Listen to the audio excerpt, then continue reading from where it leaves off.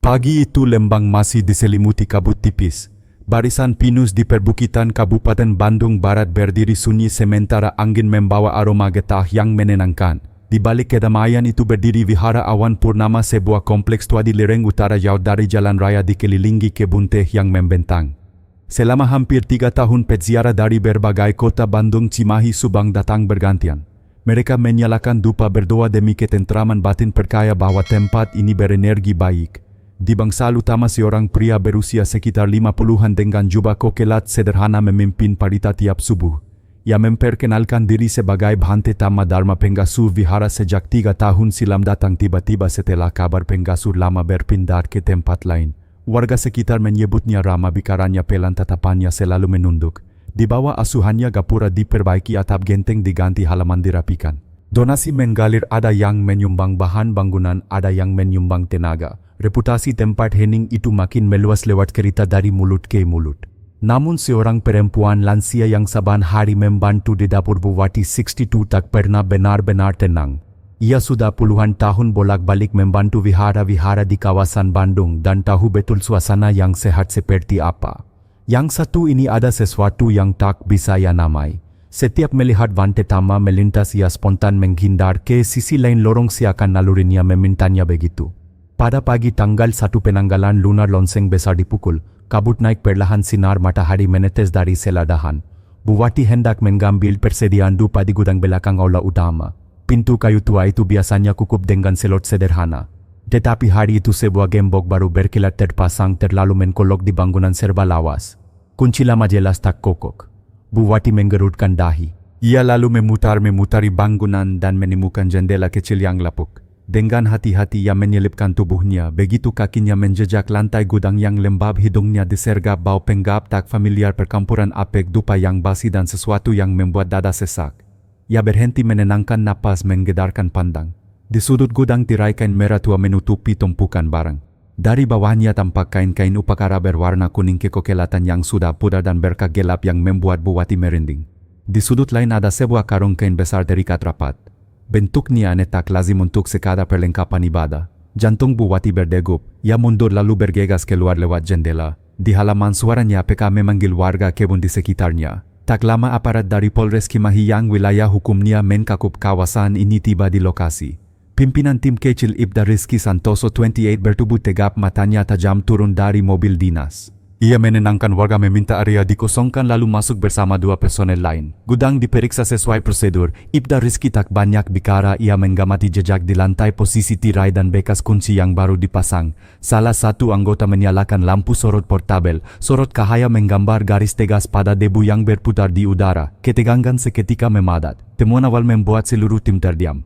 Tak ada teriakan, tak ada dramatisasi, hanya hening berat dan catatan cepat di buku lapangan. Ibda Rizky memberi isyarat pengamanan TKP dan memanggil unit Inafis. Pita garis polisi dipasang mengelilingi bangunan utama. Pengunjung diminta bergeser ke lapangan parkir tanah. Kikau burung masih terdengar ganjil, sekan alam menolak memahami kehebohan manusia. Bhante Tama dipanggil untuk dimintai keterangannya. Wajahnya tenang, telapak tangan dirapatkan di dada. Semoga semua makhluk berbahagia, ukapnya, suaranya datar. Jika ada yang tersesat pada jalan, biarkan vihara mendoakan. Ia tidak bertanya apa yang terjadi, tidak juga menunjukkan heran, ketenangan yang terlalu mulus untuk situasi setegang ini. Naluri Ibda Rizky menegang sesuatu pada tatapan pria itu terasa dingin, menolak jangkauan. Identifikasi awal tim lantas menelusuri buku tamu lama. Banyak nama tercatat, seadanya sebagian tanpa kontak yang jelas. Beberapa relawan disebut pulang tanpa keterangan.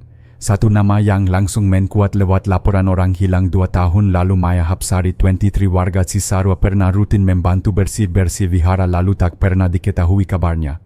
Keluarga sempat mencari hingga ke kota Bandung, bahkan menghubungi komunitas mandiri di Cimahi, namun buntu. Sambil menunggu forensik, Ibda Rizky menyisir ruang tinggal pengasuh. Di kamar kayu yang rapi itu, di bawah depannya menemukan papan alas yang bisa diangkat. Ada kompartemen tersembunyi. Di dalamnya dompet tua, beberapa kartu identitas yang tidak konsisten dan dokumen-dokumen yang menua atas nama Teguh Wibowo, lahir di Jakarta tahun 1970, mantan guru kimia sebuah SMA di wilayah Jakarta Selatan yang pernah masuk daftar pencarian terkait kasus kekerasan belasan tahun silam sebelum menghilang. Rizky menahan napas sesaat. Potongan-potongan kecil mulai berpaut. Ia tak menyimpulkan apapun di tempat, hanya memotret menyegel barang bukti lalu menutup kembali kompartemen itu sesuai SOP. Di luar kabar tentang pengamanan vihara sudah terlanjur beredar. Warga dan peziarah berdatangan, sebagian ingin tahu, sebagian tak percaya.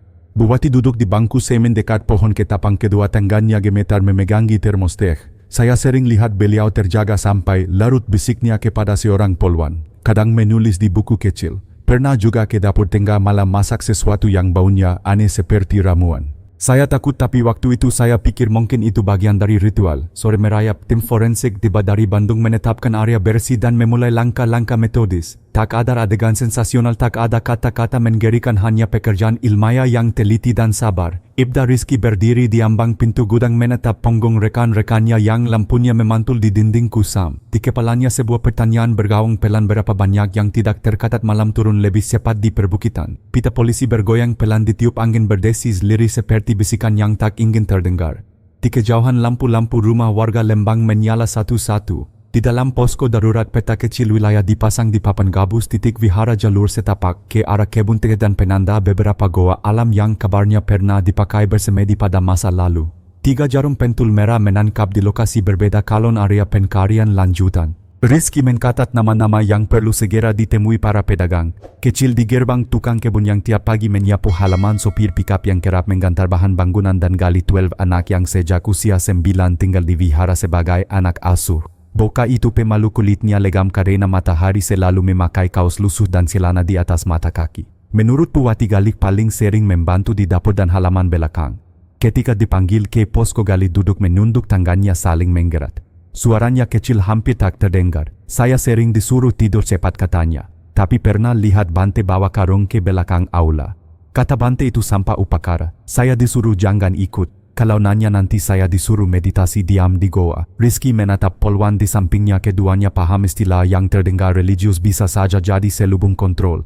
Rizky menutup buku catatan. Terima kasih Gali, kamu sudah sangat membantu, ujarnya lembut. Ia berdiri menatap peta sekali lagi. Besok pencarian diperluas. Malam itu hujan rintik turun singkat membasuh kabut. Vihara yang biasanya penuh nyala dupa berubah lenggang di balik garis polisi. Dan untuk pertama kalinya sejak pagi, Rizky membiarkan dirinya menarik napas panjang, menahan dingin di dada lalu melepaskannya perlahan. Di halaman, Bupati menatap bangsal utama dari jauh. Bukan jubah yang membuat orang suci, gumamnya setengah kepada dirinya sendiri. Yang suci itu hati dan perbuatannya. Kata-kata itu menggantung di udara, sederhana tapi menangkap. Di kejauhan lonceng vihara yang biasanya ditabu jelang senja tidak berbunyi. Hanya suara pinus yang bergesek. Lembang tetap indah, tetapi malam ini keindahannya berlapis tanya. Dan di antara lapisan itu satu hal menjadi terang, kebenaran harus dicari setenang apapun tampaknya permukaan. Pagi berikutnya kabut Lembang belum sepenuhnya menggangkat. Jalan menuju vihara awan purnama dipenuhi garis polisi kuning melarang siapapun masuk kecuali tim penyidik. Beberapa wartawan dari Bandung sudah berdatangan menunggu di luar pagar bambu. Di dalam, Ibda Rizky Santoso berdiri bersama tim identifikasi forensik Polda Jawa Barat. Wajahnya tenang tetapi matanya terus mengamati setiap detail. Fokus dulu ke gudang, ujarnya singkat. 2 teknisi forensik memasang sarung tangan membuka kembali ruangan yang semalam digemparkan. Kamera dokumentasi berkedip mencatat setiap sudut. Bau menyengat masih terasa bercampur antara lembab debu dan sesuatu yang membuat dada berat. Di pojok ruangan, karung kain besar yang ditemukan Bupati semalam kini dibuka dengan hati-hati. Di dalamnya tampak potongan pakaian kusam berlumuran noda kekokelatan. Forensik segera mengambil sampel. Ini bukan sekadar kain upakara, bisik salah seorang petugas. Rizky hanya mengangguk mencatat dalam buku kecilnya. Sementara itu Bante Tamadharma duduk di serambi vihara. Ia tetap berwajah teduh, tangannya merapalkan doa dengan malakayu. Namun tasa gumamnya liris seolah tak terganggu suasana genting. Saat diminta keterangan singkat, ia hanya menjawab, segala sesuatu yang muncul pasti akan lenyap. Jangan biarkan kebencian menguasai hati. Kata-kata yang terdengar indah tetapi bagi Rizky justru terdengar terlalu siap, seperti tembok kokoh menutup diri. Siang harinya Rizky memanggil Bupati ke tenda pemeriksaan. Perempuan 62 tahun itu tampak letih, suara seraknya bergetar. Saya sudah lama curiga Pak. Beliau sering menulis di buku tebal tiap malam. Pernah juga saya cium bau aneh dari dapur, bukan bau sayur rebus tapi seperti obat herbal dicampur sesuatu seperti daging gosong. Rizky mengkondongkan tubuh. Apakah ibu pernah melihat isi buku itu? Tidak Pak. Tapi pernah saya lihat tintanya merah tua, bukan tinta biasa. Catatan itu membuat Rizky mengkorek lingkaran besar di peta kasus buku catatan Bante prioritas. Sore mendekati Rizky meminta keterangan dari Gali Boka 12 tahun yang sudah 3 tahun tinggal di vihara. Anak itu duduk gelisah, jarinya meremas kelana lusuhnya. Gali ceritakan lagi soal karung merah yang pernah kamu lihat. Boka itu menunduk lalu berbisik, waktu itu malam Bante suruh saya tidur. Tapi saya mengintip dari jendela. Beliau menyeret karung besar ke belakang vihara. Setelah itu beliau bilang kalau saya cerita ke orang lain saya bakal dikunci di gua batu untuk meditasi diam. Saya takut sekali. Kata gua batu membuat Rizky menandai peta kembali. Di bagian utara vihara memang ada beberapa bekas goa peninggalan masa perang. Keesokan paginya tim menyisir area hutan pinus di belakang vihara. Jalur setapak dipenuhi lumut licin oleh embun. Seekor anjing pelakak ikut serta. Setelah hampir setengah jam berjalan, anjing itu tiba-tiba menggonggong ke arah semak lebat. Petugas segera memeriksa tanah di sana, tampak gembur seperti baru digali beberapa bulan terakhir. Rizky merasakan bulu kuduknya meremang. Ia memberi isyarat tandai lokasi ini. Jangan gali dulu sebelum semua peralatan siap. Malamnya di posko darurat, Rizky menela berkas identifikasi yang dikirim dari Jakarta. Data yang ditemukan di ruang pribadi Bante ternyata milik Teguh Wibowo, mantan guru kimia di Jakarta Selatan yang menghilang sejak 2008. Catatan lama menunjukkan Teguh sempat diduga terkait kasus penganiayaan berat terhadap rekan dekatnya, tetapi ia kabur sebelum sidang. Sejak itu namanya hilang. Kalau benar Bante ini adalah Teguh, gumam Rizky, berarti ia sudah hidup dengan identitas baru lebih dari 1 dekade. Kabar mulai menyebar cepat ke masyarakat. Warga sekitar yang dulu sering datang untuk berdoa kini merasa tertipu. Seorang bapak Parubaya Pak Dedi yang rumahnya hanya 300 meter dari vihara bersuara keras, "Kami pikir dia orang suci." Banyak warga sumbang uang, bahkan ada yang jual sawah demi membiayai renovasi vihara. Kalau semua ini kebohongan, kami harus tahu kebenarannya. Rizky tahu tekanan publik bisa menjadi pisau bermata dua, mendorong proses penyidikan tapi juga bisa memikul marah massa. Ia segera meminta aparat desa menenangkan warga sembari mempercepat pemeriksaan forensik. Menjelang tengah malam ketika posko sudah agak sepi, Rizky membuka catatan pribadinya. Tulisannya rapi tapi tangannya sedikit bergetar. Satu vihara, satu sosok misterius, satu boka yang ketakutan. Ada sesuatu yang lebih dalam dari sekadar penipuan identitas. Ada kemungkinan korban lebih dari satu. Kunci ada pada buku catatan merah. Ia menutup buku, menghela napas. Angin gunung berhembus membawa aroma tanah basah. Dari kejauhan suara gonggongan anjing terdengar basah hutan. Lembang tampak tenang, namun di balik kabut pinusnya sebuah rahasia kelam semakin menampakkan diri. Pagi itu langit Lembang mendung. Udara dingin menusuk tulang, kabut tipis menyelimuti halaman vihara awan purnama.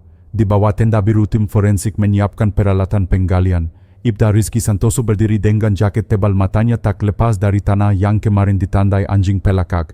Mulai sekarang, ukapnya. Kangkul pertama menembus tanah lembab. Suara logam beradu dengan batu kecil terdengar berat. Waktu seakan melambat. Beberapa warga yang nekat menonton dari kejauhan menahan napas. Setelah setengah jam sekop petugas menyentuh sesuatu yang keras. Plastik hitam mulai terlihat. "Stop, dokumentasikan," seru Rizky. Kamera berkedip. Plastik dibuka perlahan dan bau busuk menyergap. Di dalamnya tampak tulang belulang berkamput kain lusuh berwarna kokelat. Seorang forensik berbisik, "Kemungkinan perempuan usia muda."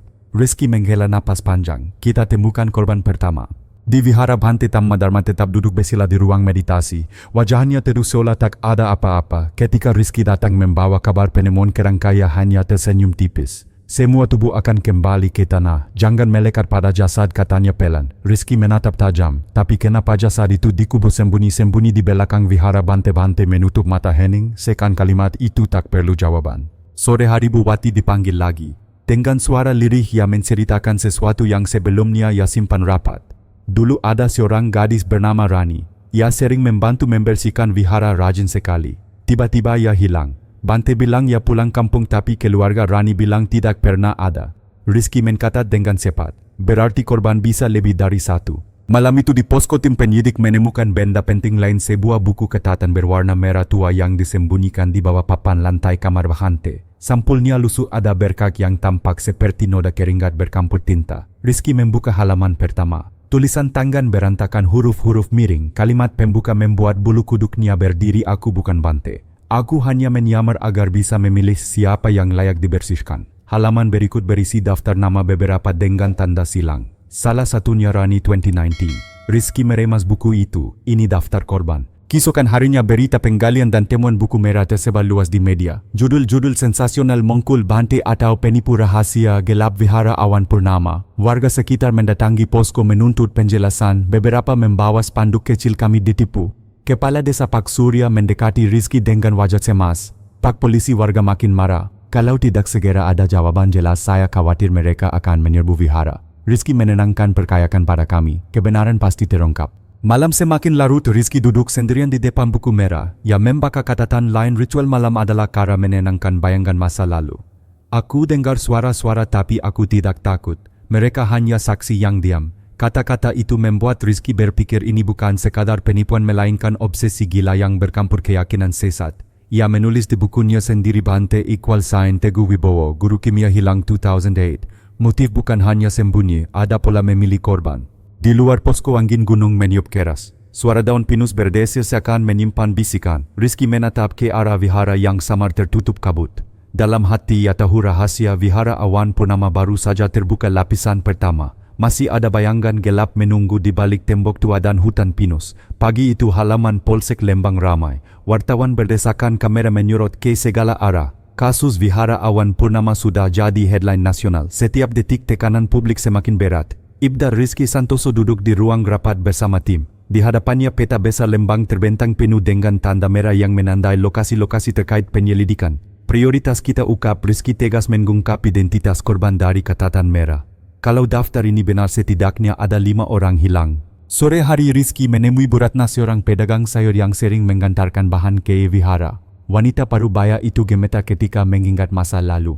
Dulu saya pernah dengar suara teriakan dari arah gudang belakang. Malam-malam Bante keluar dengan membawa karung. Saya kira sampah tapi karungnya besar sekali.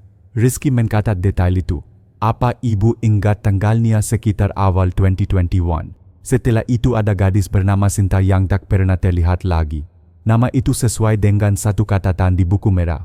Rizky menutup buku catatannya, wajahnya semakin serius. Di ruang tahanan sementara Bante Tamadharma atau Teguh Wibowo masih duduk bersila. Ia jarang bicara, hanya tersenyum samar pada setiap pertanyaan. Kenapa semua korban perempuan muda, tanya Rizky dalam interogasi.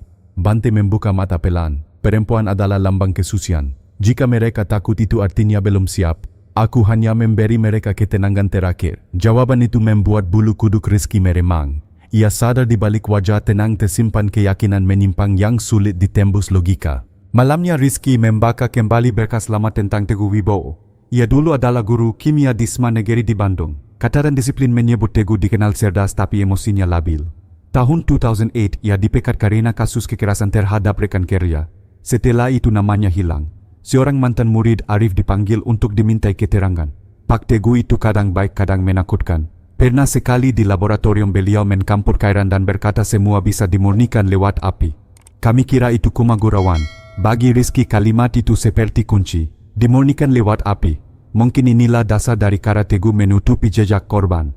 Hari berganti, tekanan publik semakin menjadi. Di depan Vihara warga menggelar aksi doa bersama, sebagian lainnya menuntut Vihara ditutup permanen. Media sosial dipenuhi teori konspirasi. Ada yang menyebut Teguh bagian dari sekte rahasia, ada pula yang menuding polisi lambat bertindak. Pak Surya, kepala desa, mendatangi Rizky. Kalau tidak ada kejelasan cepat, warga bisa main hakim sendiri. Rizky menjawab singkat, saya janji tidak akan ada lagi korban. Tapi saya butuh waktu untuk mengungkap semuanya. Di balik layar tim forensik menemukan bukti baru. Di laptop lama milik Teguh ada folder tersembunyi berisi puluhan file teks. Setiap file diberi nama tanggal. Isinya mirip dengan catatan merah tapi lebih detail deskripsi korban, ritual yang dilakukan, bahkan lokasi penguburan. Salah satu file tertulis Rani disimpan di bawah akar pinus. Sinta dibakar bersama dupa. Rizky menutup layar dengan tangan bergetar. Ini bukan sekadar catatan, ini adalah pengakuan. Malam itu Rizky berjalan ke halaman belakang Vihara. Angin dingin bertiup dari arah gunung. Ia berdiri di depan patung Buddha yang menjulang, bayangannya memanjang di lantai batu. Dalam hati ia berbisik, berapa banyak lagi yang harus kami gali. Kilasan masa lalu mulai terbuka lewat saksi baru. Pak Jaya, seorang tukang bangunan, mengaku pernah dipanggil Teguh untuk memperbaiki tembok Vihara. Waktu itu saya lihat ada ruangan kecil yang ditutup rapat dengan semen baru. Bante bilang itu gudang lama nggak dipakai, tapi ada bau aneh keluar dari sana. Laporan itu membuat Rizky memerintahkan timnya membongkar bagian tembok tersebut. Di baliknya ditemukan ruang sempit dengan bekas lilin kawan logam dan noda hitam di lantai.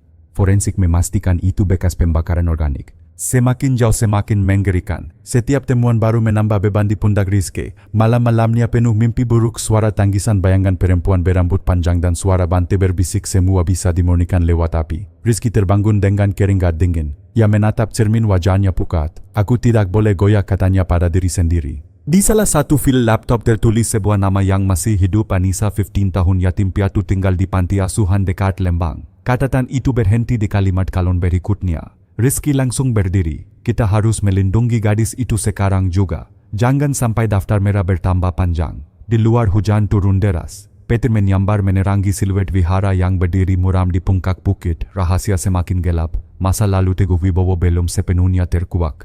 Dan mungkin masih ada nyawa yang terangkam. Malam itu hujan deras mengguyur Lembang. Jalanan licin, lampu-lampu jalan berpendar samar di balik kabut. Ibda Rizky Santoso mengemudi mobil dinasnya dengan kecepatan tinggi, sirene meraung menembus suara hujan. Di kursi sebelah, Bribtu Sari Dewi menatap layar ponselnya. Lokasi panti asuhan Anissa ada di Jalan Maribaya, kata Sari. Kita harus cepat. Catatan laptop Teguh jelas menyebut namanya. Rizky mengangguk. Kalau benar Anissa target berikutnya, kita tak punya waktu banyak. Panti asuhan itu tampak sepi ketika mereka tiba. Hujan membuat halaman berlumpur. Pintu kayu berderet saat dibuka oleh Bu Mira, kepala panti. Wajahnya pucat saat mendengar kabar. Anissa, dia sedang tidur di kamarnya. Ada apa, Pak Polisi? Rizky masuk, langkahnya berat. Di kamar sederhana dengan dinding biru putih, seorang gadis remaja berambut panjang terlelap. Nafasnya tenang, tak menyadari bahaya mengintai. Rizky berbisik pada Sari, mulai malam ini dia harus dalam perlindungan penuh. Pasang pengawasan 24 jam. Keesokan paginya berita penemuan file laptop menyebar ke e-media. Headline koran berbunyi, daftar merah sang bante, ada korban baru, masyarakat gempar. Telepon kantor polisi tak henti berdering. Ada yang menawarkan informasi, ada pula yang melontarkan ancaman. Pak Surya, kepala desa, kembali mendatangi Rizky. Warga resah, Pak. Mereka takut Anissa dikulik. Saya minta jaminan keselamatan. Rizky menatap lurus. Jaminan itu ada di tangan kami. Percayalah, tidak ada satu pun yang akan menyentuh gadis itu. Namun ketenangan hanya bertahan sebentar. Malam kedua, kamera pengawas di panti menangkap bayangan seorang pria berhoodie hitam mengintai dari luar pagar. Sari segera melapor ke Rizky. Rizky memimpin pengejaran berlari menembus hujan. Sosok itu kabur ke arah hutan pinus. Beberapa polisi menggepung tapi jejaknya hilang di kegelapan. Rizky terengah-engah menatap tanah besek yang penuh jejak sepatu. Dia masih punya orang di luar. Teguh tidak bekerja sendirian. Hari-hari berikutnya penyelidikan berfokus pada jaringan kemungkinan. Dari catatan laptop ditemukan beberapa nomor telepon misterius. Salah satunya terhubung ke seorang pria bernama Hendra Kusuma, mantan napi kasus narkoba. Ketika ditangkap, Hendra menolak bicara. Namun di ponselnya tersimpan pesan singkat, Anissa harus dibawa sebelum bulan purnama. Kalimat itu membuat seluruh ruangan hening. Rizky merasa ada dimensi ritual yang lebih dalam dari sekadar pembunuhan. Sementara itu Anissa mulai gelisah. Ia sering bermimpi buruk, suara Genta bau dupa dan sosok Bhante Tama Dharma memanggil namanya. Pak Polisi, ukap Anissa liris, suatu malam saya pernah lihat Bhante itu di vihara. Dia bilang saya punya cahaya di dalam diri. Katanya hanya saya yang bisa menutup lingkaran. Rizky menatapnya tajam.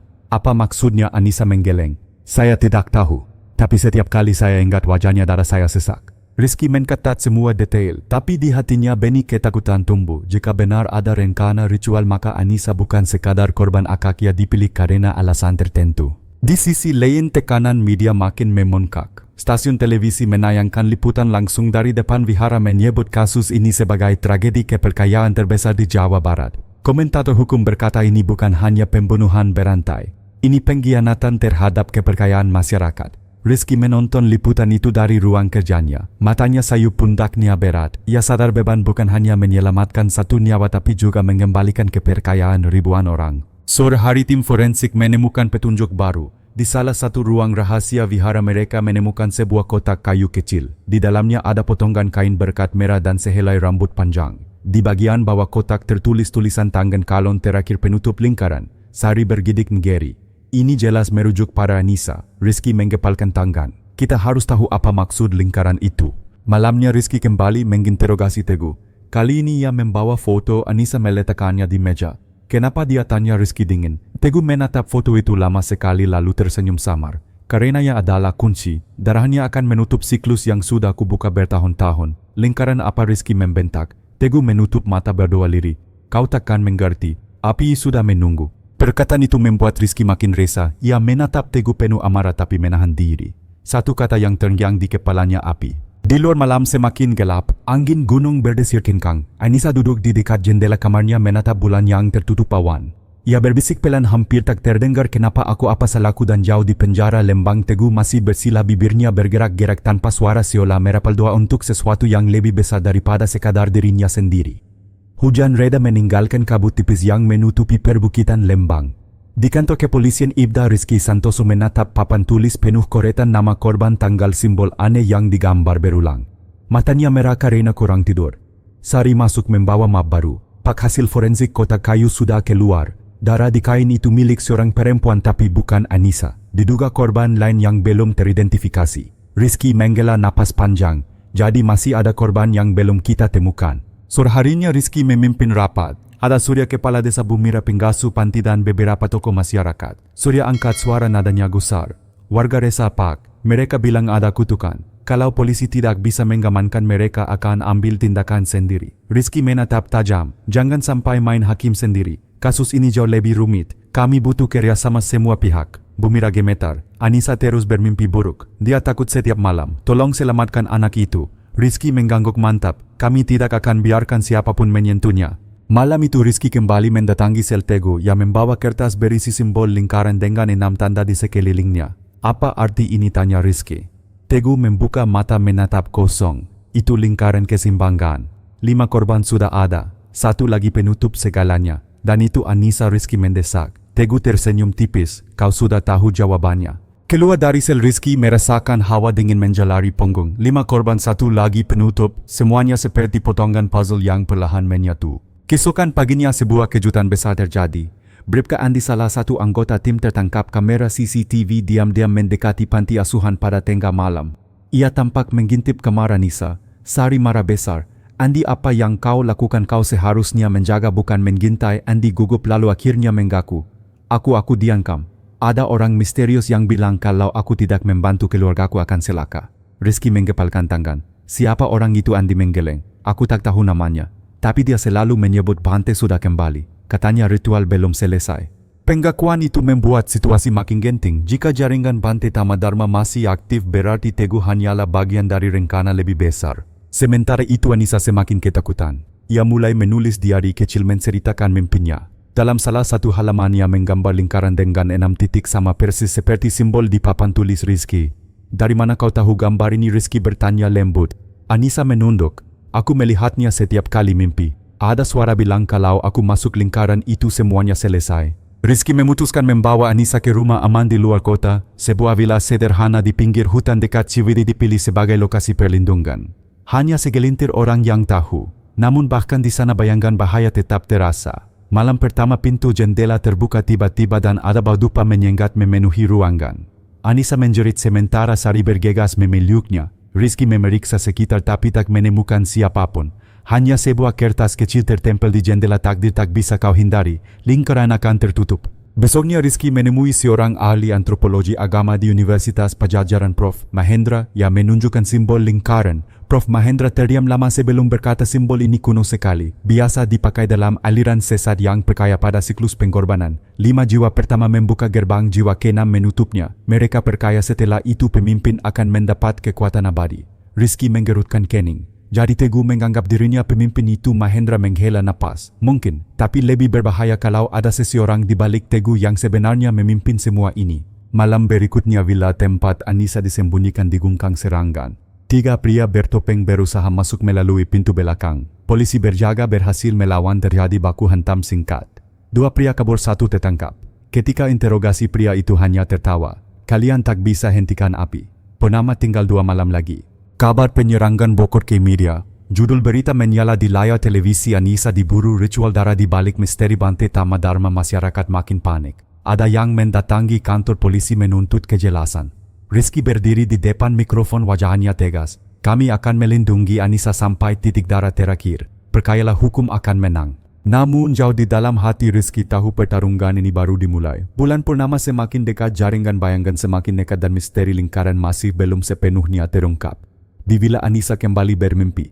Kali ini ia melihat dirinya berdiri di tengah lingkaran 6 lilin menyala di sekeliling dan bayangan Bante tersenyum di balik Ki Huang. Ketika ia terbangun, air matanya membasahi bantal. Suara hatinya berbisik, apakah aku memang ditakdirkan menjadi korban terakhir? Langit Bandung mulai berwarna jingga kemerahan. Matahari tenggelam di balik perbukitan meninggalkan hawa dingin yang merayap. Di villa perlindungan di Ciwidey suasana semakin tegang. Anissa duduk di sudut kamar memeluk boneka kecil lusuh pemberian almarhum ibunya. Matanya sayu, tubuhnya gemetar meski selimut tebal membungkus. Sari masuk membawa sekangkir susu hangat. Minum dulu nak, kau harus kuat. Anissa hanya menatap lalu berbisik, bukanapa mereka ingin aku tidak pernah menyakiti siapapun. Sari menahan air mata berusaha tersenyum. Karena kau istimewa Anissa, dan tugas kami melindungimu. Di pos jaga Rizky menerima telepon dari Prof. Mahendra, suaranya tergesa-gesa. Pak Rizky, saya menemukan catatan lama di perpustakaan kampus. Nama Bhante Tamadharma muncul dalam arsip tahun 1970-an. Dia seorang biksu dari Jawa Tengah yang dikeluarkan dari sangha karena ajaran menyimpang. Setelah itu hilang, tak pernah terdengar lagi. Dan sekarang muncul lagi. Rizky bertanya, bukan, usianya seharusnya sudah di atas 90 tahun. Saya curiga nama itu hanya digunakan ulang oleh pengikutnya. Mungkin seseorang yang dekat dengan Tegu. Rizky terdiam, kepalanya penuh tanda tanya. Jika Bante asli sudah tiada, siapa yang memimpin ritual sekarang? Malam semakin larut, angin dari hutan berdesil keras membuat jendela bergetar. Tiba-tiba listrik villa padam, gelap pekat menyelimuti. Semua siaga, teriak Rizky. Beberapa polisi menyalakan senter. Suara langkah kaki terdengar dari luar. Sari segera memeluk Anissa bersembunyi di balik lemari. Rizky bersama dua anggota keluar memeriksa. Di halaman mereka menemukan simbol lingkaran tergurat di tanah dengan arang hitam. 6 lilin menyala di sekelilingnya padahal tak ada siapapun di sana. Salah satu anggota bergidik. Siapa yang melakukan ini? Rizky menendang salah satu lilin hingga padam. Mereka ingin menakut-nakuti kita. Tapi ini juga tanda bahwa mereka sudah menemukan tempat ini. Keesokan paginya Rizky membawa Anissa ke kantor polisi di Bandung, dianggap lebih aman daripada villa terpencil. Namun di perjalanan mobil mereka hampir diserempet truk besar yang melaju kencang tanpa kendali. Untung sopir sigap membanting setir. Ini bukan kecelakaan biasa, gumam Rizky. Mereka mencoba membunuh di jalan. Anissa terisak. Pak, tolong jangan biarkan aku mati. Rizky menatap gadis kecil itu melalui kaca spion. Kau tidak akan mati nak, aku bersumpah. Di kantor polisi tim forensik berhasil memekakan sebagian kode dari catatan Tego. Tertulis tanggal dan jam purnama 23:45. Lokasi Samar Sundahejo. Sari heran, apa itu Sundahejo? Seorang polisi senior menjawab, itu nama kawasan hutan tua di selatan Bandung. Konon pernah ada wihara kuno di sana, tapi sekarang hanya sisa reruntuhan. Rizky langsung berdiri. Itulah tempatnya. Mereka akan melakukan ritual di sana. Hari-hari menjelang purnama penuh ketegangan. Rizky menyiapkan pasukan kecil termasuk tim khusus Brimob untuk menggepung lokasi jika benar ritual akan digelar. Namun ada satu masalah besar. Di antara dokumen lama nama Bumira juga muncul. Ia tercatat pernah menjadi murid dalam kelompok meditasi yang dipimpin Bante Tamadharma di tahun 1990-an. Rizky terkejut, bisa jadi dia masih terhubung. Sari menolak percaya, tidak mungkin Bumira sudah merawat anak-anak yatim selama puluhan tahun. Tapi keraguan sudah tertanam. Malam sebelum purnama, Bumira datang ke kantor polisi dengan wajah panik. Pak Rizky, Anissa harus segera dipindahkan. Saya dengar mereka sudah tahu tempat ini. Saya bisa membawanya ke rumah kerabat saya di Garut. Rizky menatap tajam. Bagaimana ibu tahu mereka tahu lokasi ini? Bumira terdiam, bibirnya bergetar. Saya hanya dengar dari orang. Kecurigaan Rizky semakin kuat. Ia memutuskan, maaf Bu, Anissa tetap di sini. Kami yang menjaganya. Tatapan Bumira berubah dingin sejenak lalu ia tersenyum kaku. Baiklah kalau begitu. Tengah malam Rizky terbangun karena suara berisik di koridor. Ia mendapati salah satu polisi pingsan dan pintu kamar Anissa terbuka. Anissa sudah hilang. Alarm Anissa dikulik. Rizky berteriak. Kamera CCTV memperlihatkan sosok berjubah hitam menuntun Anissa keluar. Wajahnya samar tapi langkahnya tenang. Rizky mengenali sosok itu Bumira. Pengejaran pun dimulai. Mobil polisi melaju menembus jalan gelap menuju hutan Sundahejo. Udara malam dingin menusuk, bulan purnama sudah menggantung setinggi tinggi di langit. Di reruntuhan wihara kuno, obor-obor menyala, puluhan pengikut berjubah hitam berdiri melingkar. Anissa berada di tengah tangan terikat. Bumira berdiri di samping, matanya kosong seakan dirasuki. Rizky dan tim tiba tepat saat lonceng tua dipukul. Suara bergema menambah suasana mencekam. Lepaskan anak itu, Rizky berteriak menodong senjata. Seorang pria berjubah putih keluar dari balik bayangan. Wajahnya dipenuhi keriput namun sorot matanya tajam penuh kuasa. Akhirnya kau datang, Santoso, ukapnya pelan. Akulah penerus Bante Tamadharma. Malam ini lingkaran akan sempurna. Pertarungan tak terhindarkan. Polisi dan pengikut berjubah bentrok sengit. Teriakan suara senjata dan bau dupa bercampur jadi satu. Rizky berlari ke arah Anissa. Bu Mira mencoba menghalangi tapi Sari menubruknya membuat keduanya jatuh bergumul di tanah. Anissa bertahan, Rizky menebas tali ikatan. Gadis itu menangis memeluk erat tubuhnya. Namun sang pemimpin sekte menggangkat belati berukir simbol kuno berteriak, darah keenam harus tertumpah. Rizky menodong pistol. Letakkan senjata atau aku tembak. Pria itu justru tersenyum. Kau tidak mengerti, ini bukan tentang hidup atau mati, ini tentang abadi. Kisah tentang Anissa Bante, Tama Dharma palsu dan perjuangan Ibda Rizky memberi kita pelajaran berharga yang bisa diterapkan dalam kehidupan sehari-hari. Pertama, kepercayaan adalah hal yang suci. Namun jika diberikan pada orang yang salah, kepercayaan bisa menjadi senjata yang merenggut nyawa dan menghancurkan harapan. Karena itu kita perlu belajar untuk tidak menilai hanya dari penampilan luar. Banyak orang yang terlihat suci dan bijaksana tetapi di balik itu menyimpan niat buruk. Kedua, kebenaran tidak bisa disembunyikan selamanya. Setiap kebohongan seberapa pun rapi disusun pada akhirnya akan terungkap. Hal ini mengingatkan kita agar jangan pernah membiarkan diri larut dalam dusta karena cahaya kebenaran akan selalu menemukan jalan. Ketiga, kita belajar tentang keberanian dan konsistensi. Rizky, Sari dan orang-orang yang peduli memilih untuk menghadapi bahaya demi melindungi Anissa. Dari mereka kita menyadari bahwa keadilan hanya dapat berdiri jika ada orang yang berani menanggung risiko. Terakhir, kisah ini mengingatkan bahwa iman dan Allah harus berjalan seimbang.